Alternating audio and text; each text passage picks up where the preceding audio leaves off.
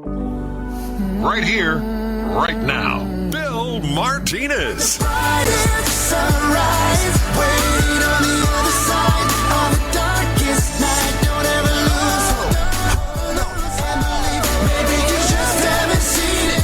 Just haven't seen it yet. Hey, welcome back. 14 minutes before the top of the hour. Bill Martinez here. For more information on the show, you can check it out, BillMartinezShow.com. Also right there, we've got, that incredible archive of interviews from all our great guests, including our next one coming up here in just a few moments. You can download, share it with your friends, absolutely free. It's our gift to you because we are givers after all, Well, look at the question we have right now for Arizona is what is going on with the tamale bill? Yes, you heard it right, the tamale bill. And you know how tamales are near and dear to my personal heart. Well, the Senate Democrats have executed a U-turn on said bill. And when it comes down to it, it's all about protecting their governor, believe it or not. The strategic director of Libre Initiative in Arizona, Monet Bacs, Monet, is with us right now. And she says it's all about protecting the governor from embarrassment. Monet, welcome to the show. Good to have you with us. Hi, Bill. Thank you so much for having us, and I appreciate that you're willing to have this conversation about the tamale bill.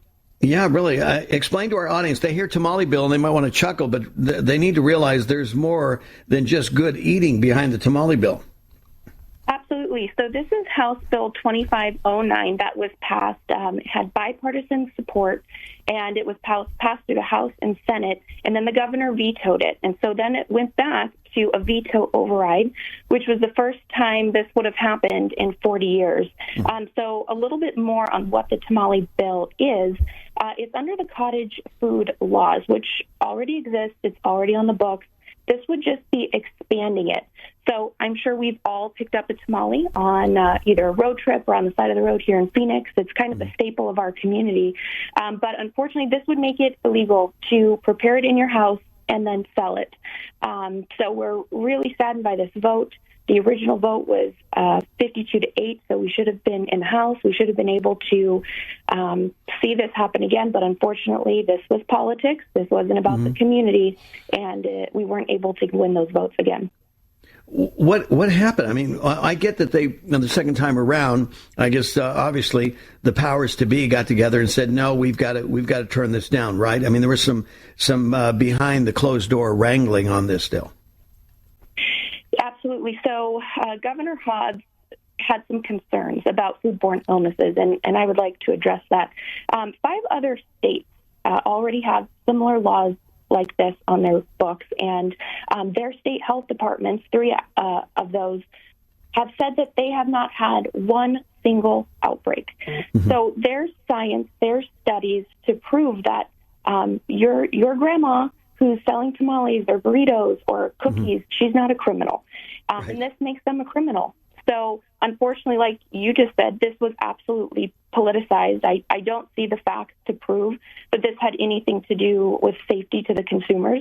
On the actual food product that you would buy, there's also, there are regulations. So you would have to have the common name of the product, the name of the registered food, and their registration number. So if you were to get sick, you would be able to call in and report that.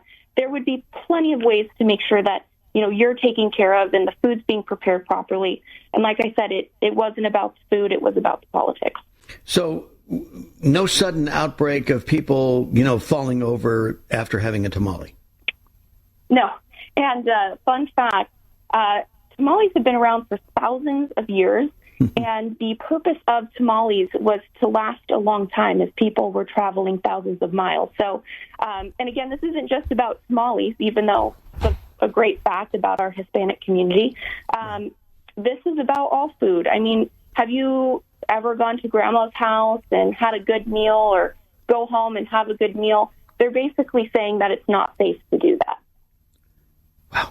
I'm surprised that all the abuelas in Arizona aren't in an uproar, at the governor's office. How dare you? How dare you even suggest that we would want to poison our kids? We may get upset with them. We throw a chunkle at them, but we wouldn't certainly, poison them by tamale, death by tamale. That'll be a movie that they'll come up with next, So, oh my God, this is so absurd. and on its face, no doubt, and how embarrassing it should be. It should be, as they would say, no tiene orgullo, right? I mean, they have no shame to do this, right? I mean, for the Senate Democrats. Absolutely. Well, I'd like to share a story with you. I'd like you to think about a woman who has two daughters. One is disabled, and selling burritos has been the only way she's been able to be a wonderful mom taking care of her children. She's been able to be there for them, sell her burritos in the morning, go pick up her kids. It's been her way of living. And unfortunately, because of the veto override not taking place, she's not going to be able to do that. She is not going to be able to provide for both of her daughters, one being disabled as she would have liked to. And so this isn't, again, I sympathize with the fact that they're trying to protect us, but they are hurting families. They are hurting our community. And they knew that.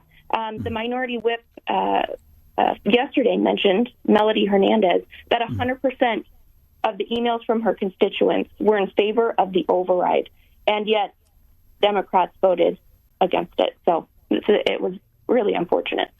Well, without a doubt, and we appreciate you coming on, to point this out, but this is how ridiculous politics has become, is that it is blatantly ignoring common sense, and especially when there's nothing. I mean, we had more evidence against COVID than we did tamales. And look what we did, right? By comparison.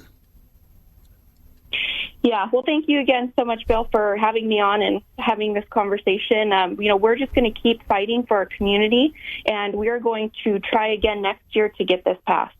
Okay, so this is not dead and gone. You say next year you're going to be able to revisit. What does that process look like, Monet? Yeah, really, it's just going through the same process we went through this year. Representative Grantham was the one who sponsored it this year. And so next year you'll see Libre out there again supporting it, trying to gather the community together and supporting the Republicans and the Democrats who are in favor of this, and hoping that Governor Hobbs next year takes a different look and will reassess this bill. What's going to happen in the meanwhile, Monet? Because, I mean, Hispanic families, they share food. They make tamales in their own kitchen, tortillas, burritos, that sort of thing. That is just a common everyday expression. So what, our grandmas are now felons in Arizona for making a burrito? Not felons, but they can spend up to 30 days in jail. Could you imagine seeing a grandma on the side of the road just trying to make ends meet, or a mom on the side of the road selling burritos and being thrown in jail for 30 days? I can't imagine it, but that's where we are right now. Well, I got to tell you, Monet, when I was in California, and I was in a particularly heavily impacted Hispanic community, about 70% of the kids went to school. And, of course, the state of California provided breakfast and lunches for all the kids, right? And you cannot even believe how much food was thrown away. Yeah. It was disgusting. I mean, full containers of milk. I mean, it was awful what they did. And I said to the teachers there, I said, look, if you really want to take this, take care of this issue, and I'll tell you, nobody's going to leave starving, there's lots of abuelas in the community here.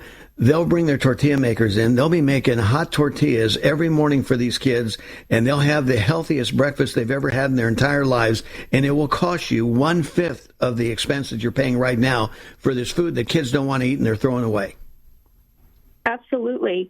I mean, just like you mentioned, this is at the heart of our community. Right. This is our grandmas, this is our moms, this is our dads who are just trying to make ends meet, and we could be giving them this opportunity. And also just separately from that, I mean, this would help our economy.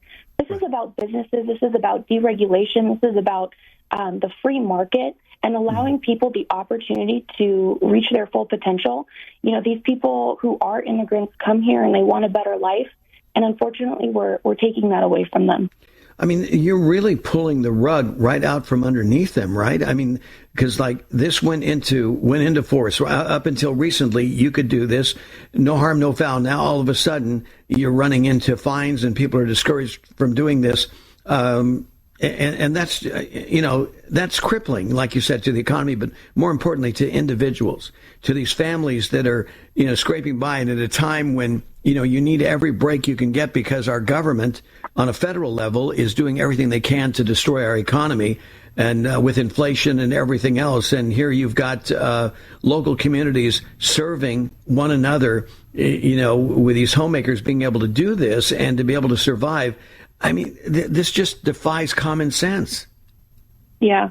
And I would like to point out that right now there's 11,000 people registered as cottage food preparers in Arizona. So okay, I was going to ask you that. I was going to ask you that number, 11,000. Okay, wow. All right. Go ahead. Yeah, there's 11,000 people who make food from their homes, and this bill would have expanded what they could do. And I was disappointed to hear that some of the thoughts to vote against this was, it doesn't really matter. There's only a couple people who do this. We'll try again next year. We can come together and maybe look at it differently. And it's like, well, we have the opportunity to do it now. And no, it's not a small thing.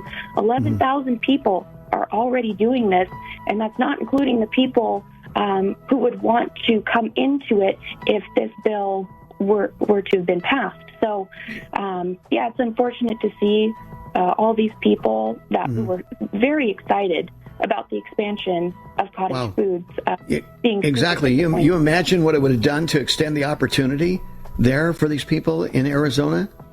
I mean, this is win-win all the way around. This is so short-sighted, but this is the problem with politics. Keep up the great fight, Monet, and thank you for coming on. Where can the people go for more information? Absolutely. Thank you so much, Bill, for having me. They can go to the libreinitiative.com to learn all about what we're doing.